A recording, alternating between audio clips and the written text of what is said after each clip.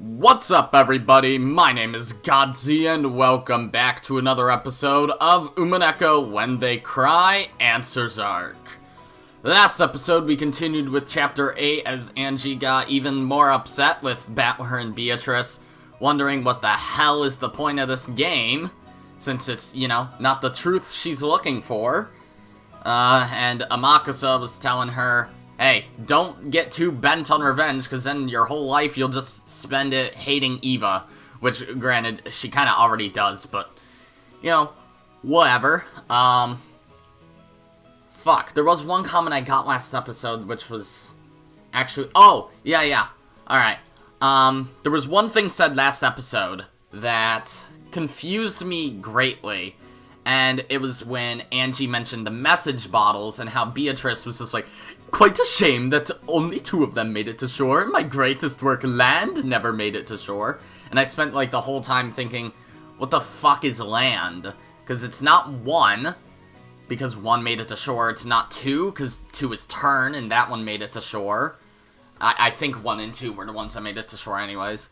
3 was banquet, 4 was alliance, 5 was end, and 6 was Dawn, and then, of course, 7 and 8 aren't land, because that's Requiem and Twilight.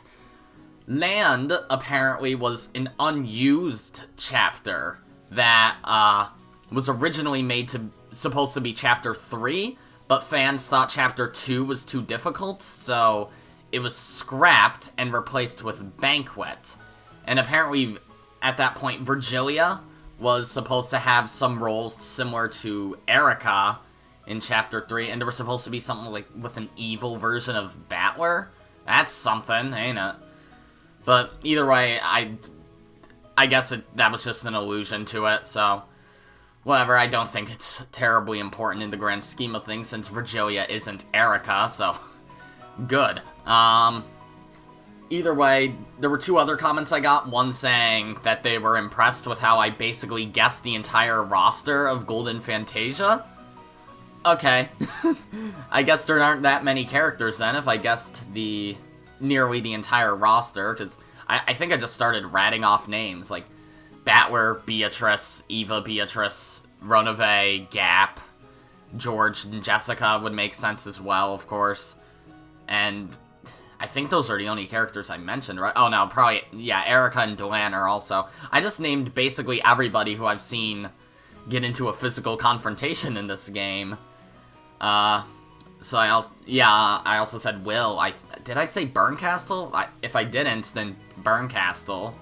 I don't think Lambda Delta would make sense unless she gets into some fight this episode. But whatever. Another comment I got said that I should definitely check out Golden Fantasia because it's surprisingly fun. And since I like fighting games, yeah, that's something I'll do eventually. Maybe if it has some sort of story mode, I could definitely play it on the channel. If it doesn't, though, well, I could probably try to get a friend to play it with me, and we could just do what we did with Smash Bros. So, yeah. Either way, let's just continue with this. Outside, the rain had started to pour down hard. However, inside the cousin room, it was loud and cheery. It could have been raining spears, and no one would have paid any attention. Okay, Undyne. Full house! Take that! Whoa. You weren't bluffing. The cousins were all bursting with energy, sitting in a circle on the bed. And I thought Battler always had crap in his hands every time he acted tough. Of course I've been losing all this time just to make you think that. Ushiromiya Battler, the man who loses strategically to win in the end. Oh, Battler's incredible! All my coins have disappeared again. I'll give you some of mine. Let's crush Battler together, okay? With just a deck of cards, the cousins could enjoy themselves for hours and hours. They were so engrossed that the occasional thunderbolt hardly even registered as static in the background. I'm starting to get hungry. I wonder if dinner's ready yet. Who knows? It should be ready soon. Godha and the others really went all out for tonight. Which means we've got a lot to look forward to. Is this to celebrate my long-awaited return? I heard from Shannon just now that it's going to be a Halloween party. They'll set up a buffet in the hall. Sounds incredible. Really? Like what they did with that one scene in the tea party for Chapter 3? No. Was that the tea party? No, that wasn't the tea party. Because the tea party there was just Lambda Delta flirting with Burncastle and then Angie getting mad at Eva. A Halloween party? Incredible! Incredible! Oh! Yeah, who is it? Oh, Angie. Did you not sleep in the cousin's room? Well, probably because it's too loud. There was a knock, the door opened, and Angie was there. She had been sleeping in her parents' room. Hey, Angie. So you woke up? They said it's time for dinner, so we have to go to the mansion. They said to get ready. Food, food! I'm hungry! Perhaps because she was the hungriest, Maria celebrated more vigorously than anyone else.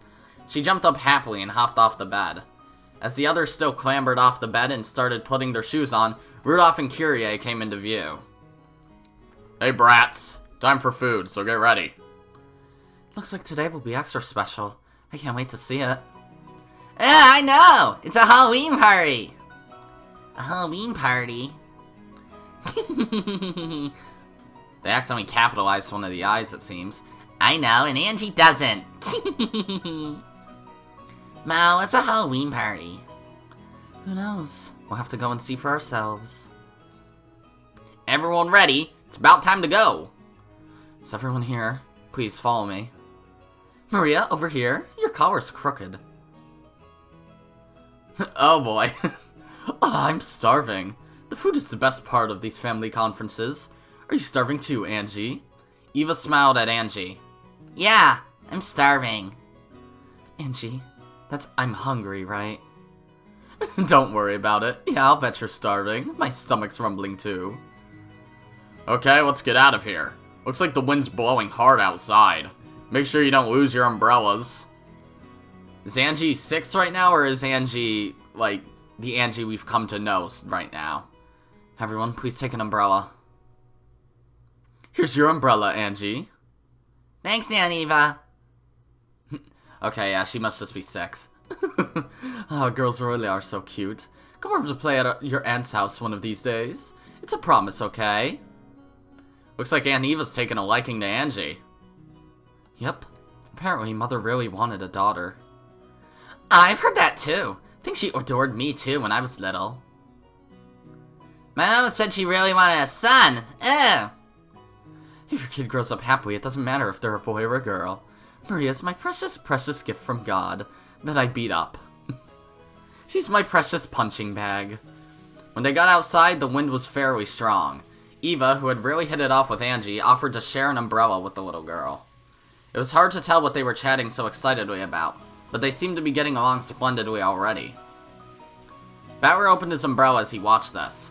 His little sister was cute when she clung to him, but she was just as cute and adorable when looking up at someone else with a happy smile. The wind and rain were strong, but even this must have been the perfect spice to heighten their anticipation of the coming meal.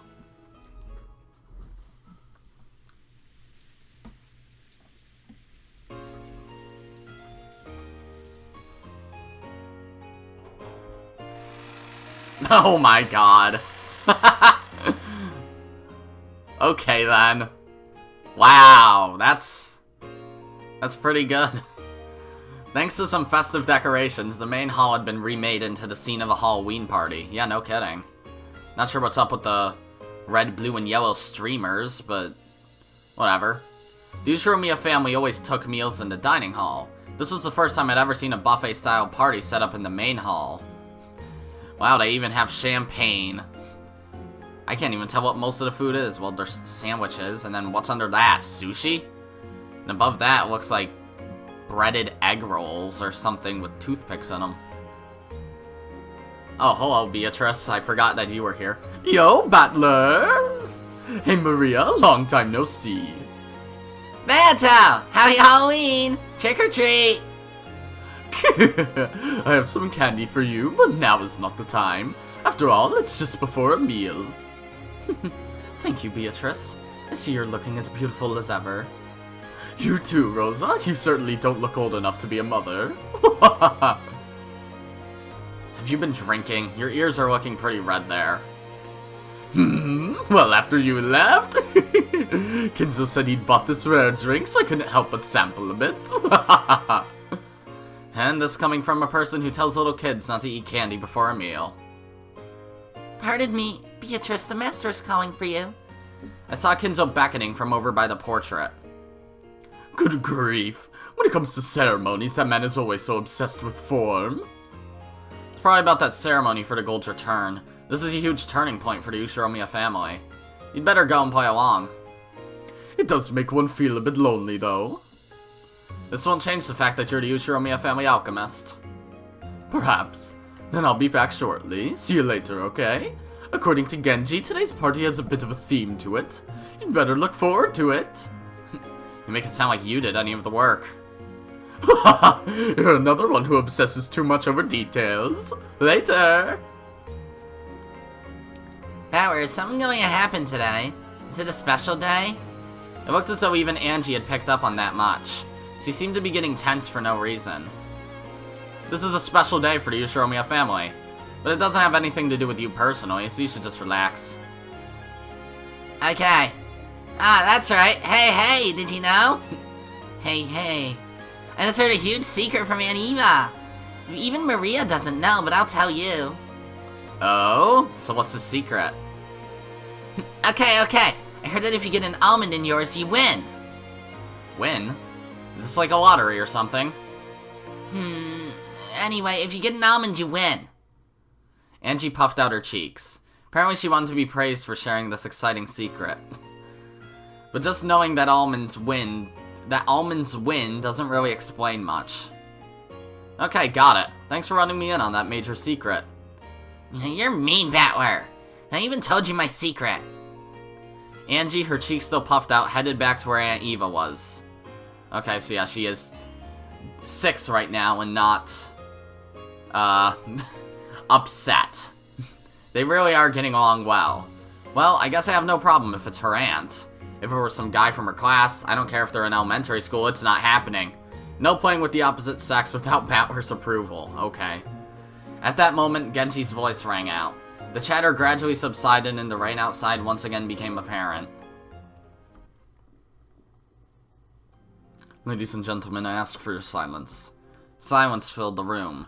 All of the relatives seemed vaguely aware that tonight's festivities consisted of more than a Halloween party. Battler already knew. This was a ceremony to mark the return of the gold, from Kinzo to Beatrice, which had been borrowed for so many years. Now that fact was being announced by Kinzo himself. He spoke of how this gold had not only restored the Ushiromiya family, but brought it to a level of wealth it had never before experienced. He spoke of how he would finally return this gold to Beatrice, the one who had saved the Ushiromiya family.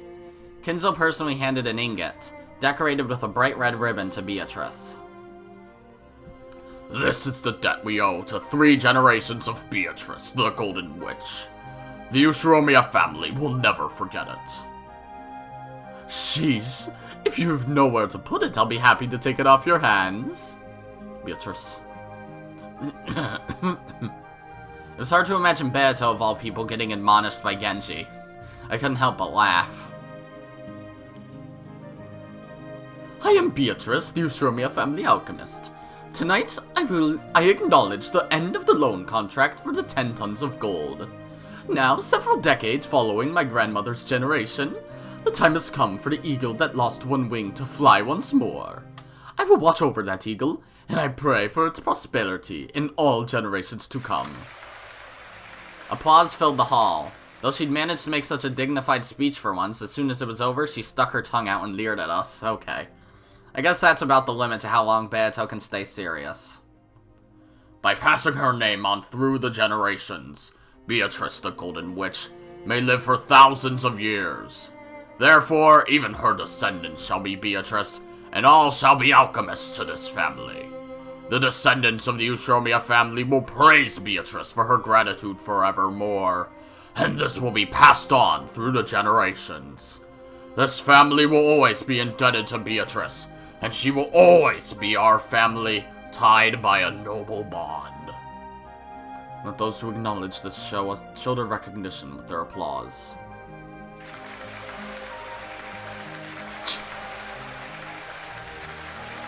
Never before has this family been so happy. After Genji's words, the relatives all looked at each other, then started applauding at once. Thank you, ladies and gentlemen. Beatrice, you are a member of the Ushiromiya family, and that is a bond more sacred than one of blood. Of course lending money is more important than being a blood relation.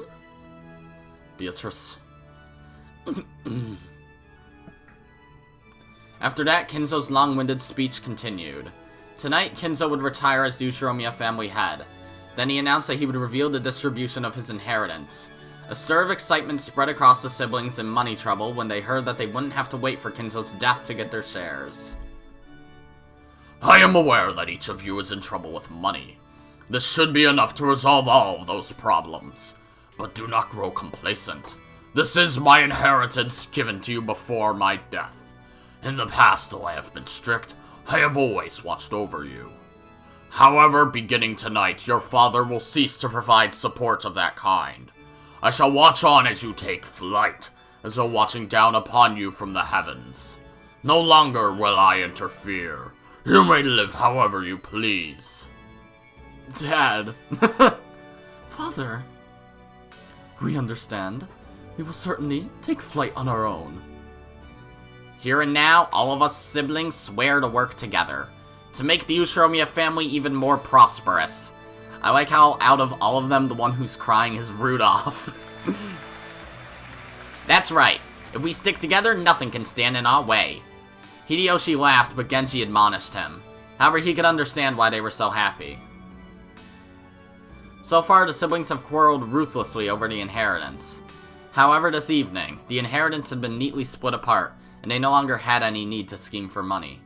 In other words, the siblings no longer had any reason to squabble with each other anymore. On the contrary, this was a time for them to join hands and help each other become more and more prosperous. Eva and Rosa were sniffling with tears in their eyes. And so was Rudolph. Perhaps now, despite their ages, they had finally left the nest for real.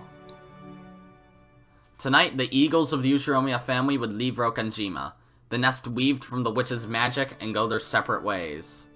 With their own power and determination. It made Kinzo think. If only I had done this from the start. If he had settled the inheritance problem himself, there would have been no need for his children to quarrel at all. Instead, he had acted in a sullen manner and left the problem to them, which had resulted in their strained relationships. Yes, it was all his responsibility. And now the intertwining bonds had been released. It was as though an invisible rope had been wrapped around Kinzo's body. That rope was now gone, and he felt a sense of release he hadn't experienced for many years.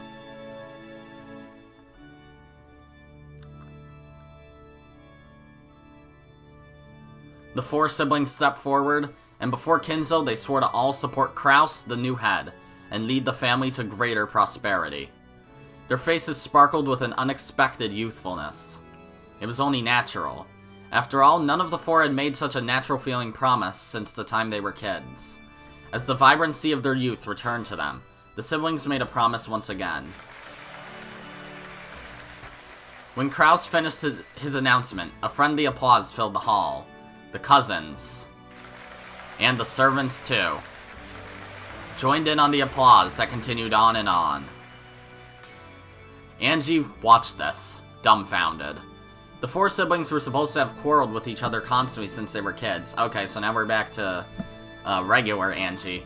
And they were supposed to have pointlessly locked swords with Kinzo's inheritance as their goal, their worries over money spurring them on. Thanks to the ceremony, even the world of truth, the world I acknowledge, has been rewritten. Were they actually friendly towards each other, or did they quarrel all the time like I believe? It doesn't matter.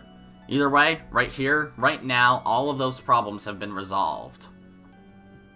I mustn't believe. This is just Battler's farce.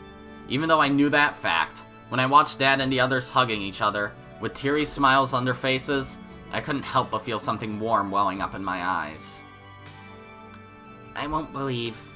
This is all Battler's farce. What will you have to see? What will you have to hear before you'll let yourself believe? Red. If you say it with the red truth. Is everything that can't be said in red a lie? I won't believe. This is just... Angie looked at the floor and fell silent. As the Game Master, Battler was able to use the Red Truth.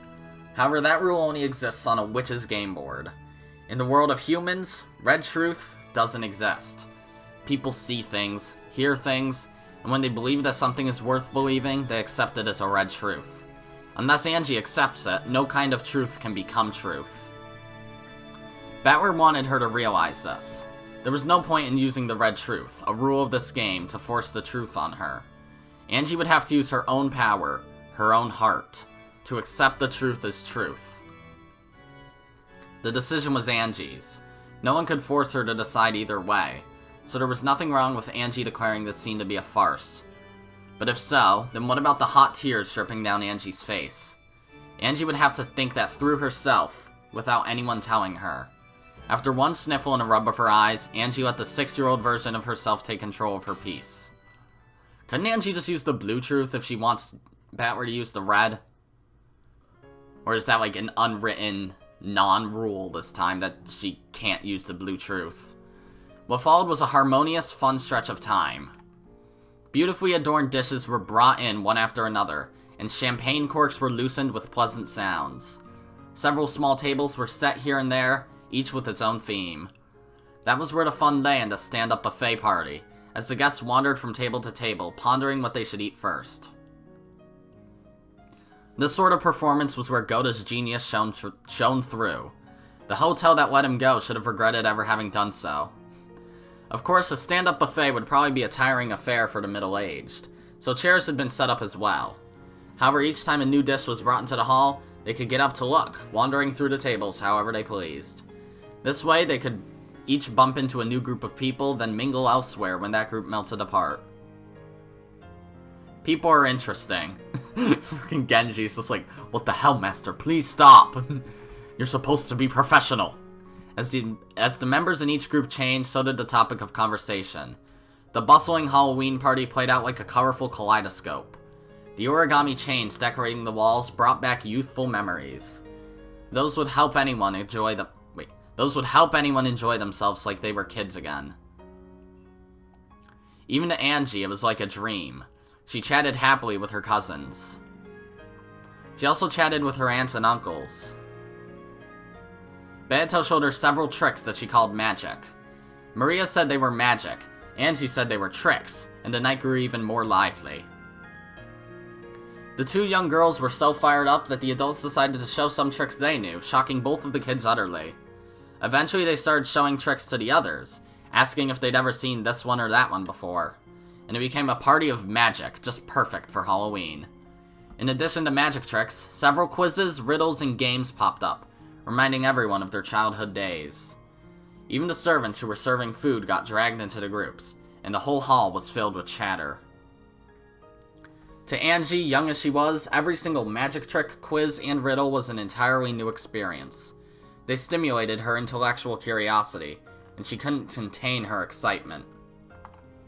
And add in the wide variety of delicious foods and drinks she could choose from, and it was like being in a dream. Angie felt a floaty sensation as though she was walking on a cloud. Angie, did you drink some of this? This is Daddy's drink. I wanted to try some adult grape juice too, so it's okay.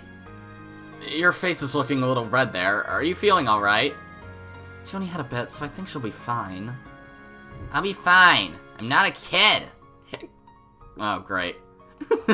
Angie, drink this one, okay? That stuff your dad drinks is nasty, so don't try anymore, got it? That's right. If you drink bad stuff, you'll end up as a bad adult, too.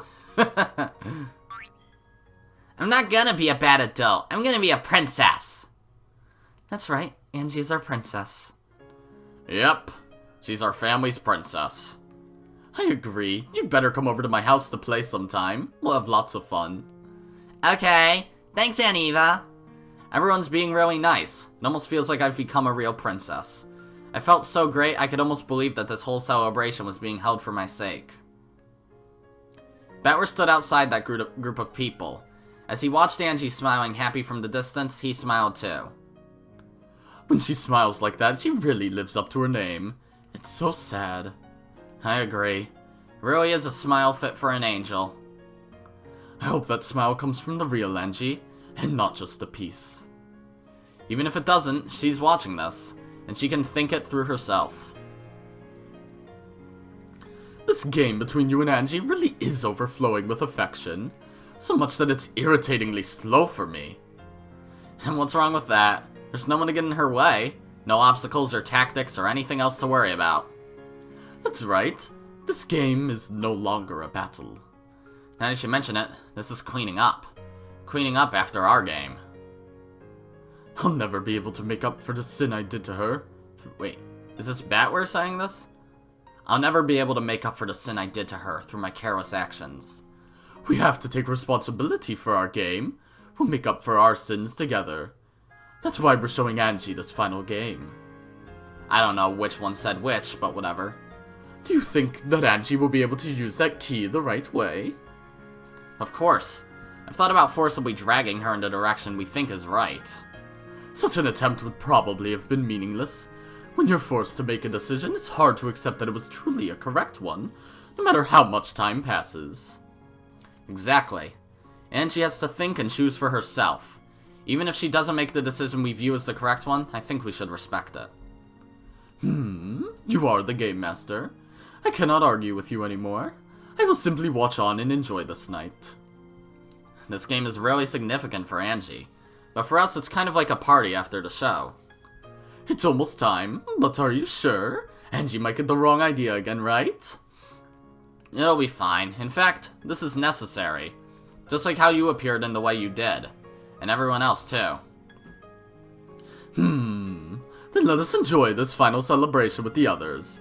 After all of them have acted their parts so well in this long game. That instant, the sound of someone clapping for attention rang out. Hello, Gohda. Your attention, everyone. Please gather. And now for today's special event. Gohda had been the one clapping. Everyone gathered together, wondering what was going on. On the serving cart in front of him was a large sliced chocolate cake. As the highlight of tonight's Halloween party, I've prepared this sacerdote for you all. I don't know if that's how it's pronounced. As you can see, it was made specially for the Ushiromiya family, and bears the crest of the one-winged eagle in chocolate. The stupendous cake drew a gasp of admiration from all present. What a splendid cake! A perfect highlight for the party. Oh no, it's not just the cake. Tonight's cake has a little secret. Master, I ask that you explain that secret to everyone. Very well, this is a bit of a game. One slice of this cake will be used to select the winner. It's got an almond in it. Angie shouted happily. Kinzo looked at her and nodded. In just one slice of this cake, there is a single almond. The one who chooses that piece shall become tonight's king. Woo, it's been a long time since I played the king game. Oh. I'm guessing the subject matter was a bit different when you played it. So, what happens to the person who becomes the king? The king gets to name one wish. Then we shall all try to grant it together. Ooh, sounds interesting. Yeah, kings are boys. Girls can't be kings. If a girl wins, they get to become the princess. The almond! The one with the almond wins! Right? Right? That's right. You're incredible, Angie. In times like this, luck can tell you something about a man. Can't let myself lose now. Hold up there. Let the smallest kids choose first. Good idea. Angie, you can go first. Hey, you're the big cousin now, Maria. Let Angie go first. Oh, but what if Angie wins? And that's just very, very good luck. I am gonna win. The almond wins. The almond wins! Seems we old fogies must hope that leftovers are lucky today. If we're going by age, I guess that means Kinzo's last. But aren't you 1,000 years old? No! Everyone burst out laughing. Her real age was unknown, but she claimed to be 19 years old. In front of Angie lay a large cake, split into several pieces. Just one of those pieces was the winner. Well then, Angie, which piece would you like? Whichever you choose, it will be ever so delicious. No way! I only want the winning one. Well then, you'll have to try and guess right on the first shot. Go ahead, pick one. Battler pushed Angie's small back towards the table with the cake. Which one should I take? The chocolate cake was split into 15 pieces. I want to pick the one with the almond and become the princess. Oh boy. One of them has an almond. Which could it be? I get to choose first, but it sort of feels unfair. I mean, it is, isn't it? My chances of getting the right one are 1 in 15. There's no way I'll get it. And then when Maria goes after me, she has a 1 in 14 chance of picking the winner. The next person has a 1 in 13 chance, then a 1 in 12 chance, and the last person will win for sure? Battler, this isn't fair! It's harder for the person who goes first. Everyone laughed. Apparently there was something wrong with my calculations, but I still didn't like it. Then let us start this contest of luck with Angie. Please feel free to make your selection. Okay. If I have to pick one out of so many, there's no way I'll win. But for some reason, tonight it feels like I might actually win after all. I have no reason for feeling this way, but when I'm in a good mood, Lady Luck always brings me fortune. Have you decided yet? Yeah, I've decided. This one's the winner. I concentrated on my fingertip and pointed at one of the 15 slices. The slice I chose was... a what? Motherfucker! Choose a slice! Oh boy, this is the first time I've ever actually had to do gameplay in this game. Oh boy. I thought there was only one choice at the very end. I thought I was told there was only one at the very end. Okay. Ring around the rosy, pocket full of posies. Fucking that one. I guess. This one! This one? Are you sure? I've made up my mind. I want this one! Probably should have saved beforehand. When you asked me whether I was sure, I felt a little uneasy. So at times like this, it's better to stick with your instincts. It's one of the few bits of philosophy that this young girl had learned from her few life experiences. Gohda took the chosen slice, put it on a plate with a fork, and handed it to Angie. I go next! What should I take? It was Maria's turn next. She was excited, determined to be the winner. I walked away from that group all by myself. I was struck by a temptation to quickly cut the cake open and check for an almond inside, however I stopped myself. If I check my piece first, my chance of winning is 1 in 15. However, if I wait for some other people to check their slices, then when I see that they've lost, my chances will go up if only slightly. In other words, instead of searching for the almond right away, my chances will go up if I wait for some other people to lose. But if someone picks a winner while I'm sitting around here, the chances of my slice being a winner will go to 0. It'll be tough to calculate the right moment. I need to wait just long enough for as many losers to show up as possible. My chances of winning are highest if I can check my piece immediately before someone else wins. Yeah, that's the trick to winning this game. What a strange thought. Feels like I'm missing something? Even though no one else can touch the cake that's sitting in front of me. The almond inside it will appear or disappear depending on whether or not the other people win or lose. I was in such a good mood that I felt dizzy, and I couldn't figure out what was wrong with my theory. But I did realize that something was strange. There is always just one truth inside a cat box. No matter what happens outside the box, it shouldn't be able to shake the truth inside. And yet I'm being shaken about by events outside the cat box, trying to use those to change the way I observe the box's contents. I don't even know what I'm saying.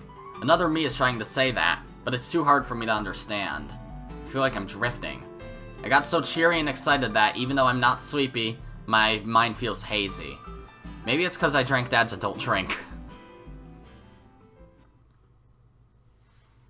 In the end, even though I chose the first piece, I decided to check it last.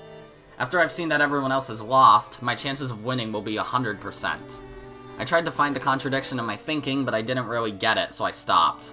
It's much better to have a 100% chance than a 1 in 15 chance, so I decided to bet on that. I couldn't wait to open this precious treasure chest, but I waited for everyone else to choose their pieces and check them. How's it going? Has anyone found a winner? Mine didn't have one. I lost too. Guess I'll have to give up on being the princess. Even if you lose, the satchel tone really is beautiful and delicious. Such a good decoration, it's almost a shame to eat it. How about you? Got the almond? No, not me either. What about you, Hideyoshi? Mine's a loser too.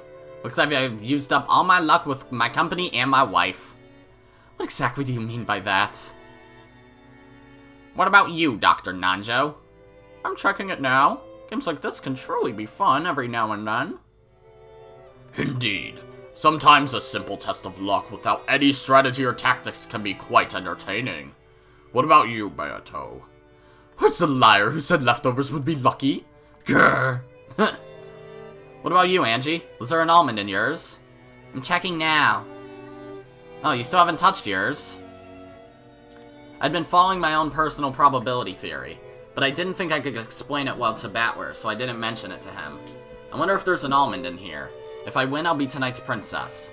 I'll be happy if I win, but even if I don't, it'll still be a really fun night, so that's okay. It got put on hold when this cake game started, but before then, everyone was having a lot of fun trading tricks, quizzes, and riddles. This game is fun too, but I want to play like that again soon. Huh? What's up, Angie? Oh. I lifted up that tiny thing with my fork and stared at it, then showed it to my brother. This is an almond, right? I got it right! Do you always get it right, or something, and it's just like, oh, feigning participation? Whoa! Angie got it! That's awesome! At the same time, a stir rose up in the other corner of the room. Oh. Huh. I got one! I won!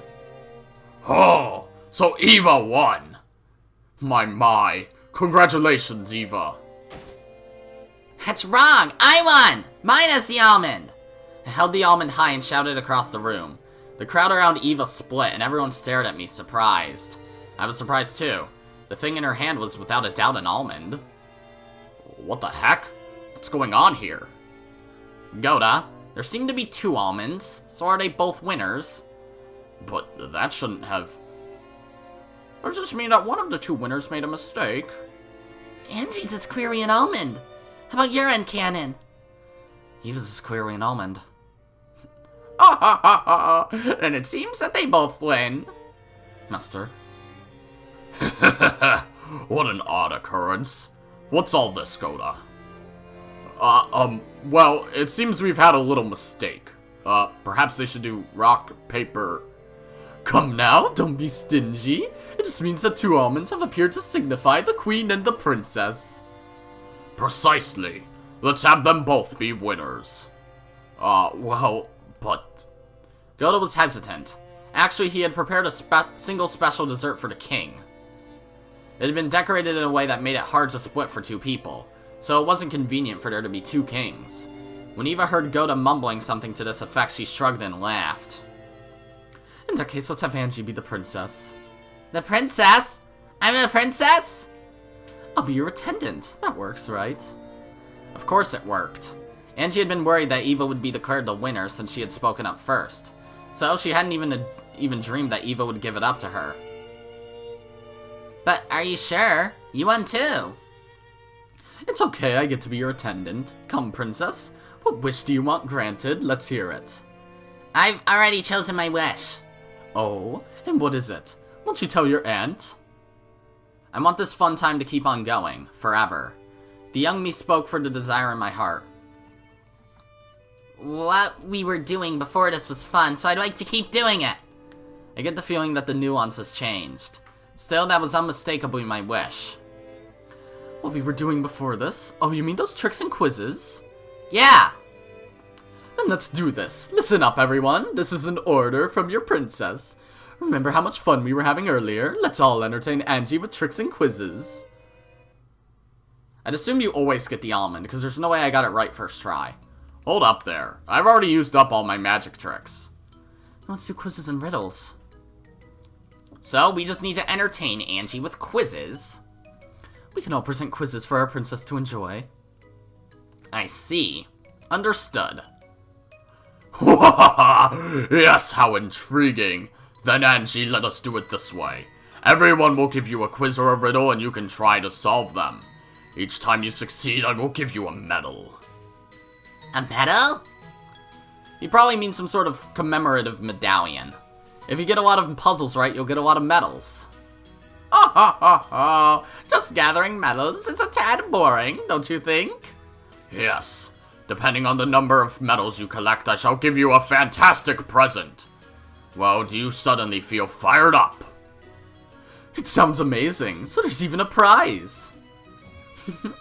Isn't that great, Angie? Yeah! Everyone gathered around me, smiling, as they thought about what sort of puzzle they'd give. They're all thinking about me, so that they can play with me.